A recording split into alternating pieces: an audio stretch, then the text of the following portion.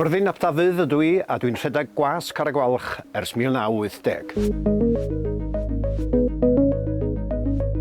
Un peth sydd wedi ymhoeni i'n arw dros y blynyddoedd dwytha ydy toriadau i'r celfyddydau yma yng Nghymru.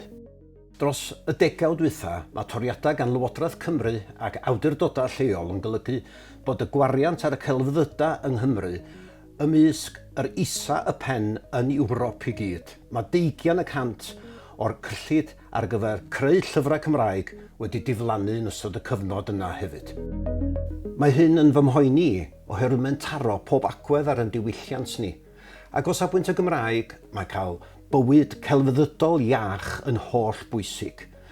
Ond mae'r toriadau yn golygu bod theatra yn cau nad ydy cymdeithasau llenyddol yn medru cael awduron i siarad efo nhw, a mae ysgolion yn cael gwarad ar eu llyfrgelloedd. Mae na lai o waith i awduron, i arlunwyr a gweisg, ond rhai sydd ar eu collad fwyaf ydy plant a phobl ifanc.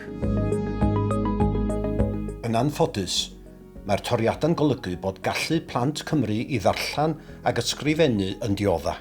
Yn y profion PISA diweddaraf, sy'n asesu gallu pobl ifanc mewn mathemateg, darllen a gwyddoniaeth, roeddan ni ymhlith y gweitha ymysg holl wledydd datblygedig y byd.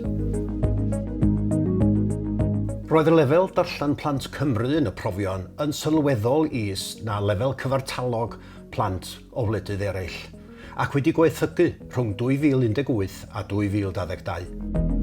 Os da ni'n cymharu hynny gyda Iwerddon, gwlad debyg iawn i Gymru o ran i maint, i diwylliant, i dwyieithrwydd a'i heria, roedden nhw ymysg un o'r gwledydd nath berfformio ora drwy'r byd i gyd.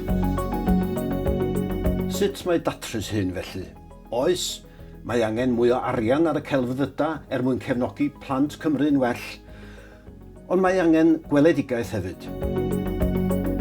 Ers cyfnod datganoli, mae'r arweinwyr gwleidyddol wedi tueddu i feddwl mae digideiddio ydy'r ateb i bopeth.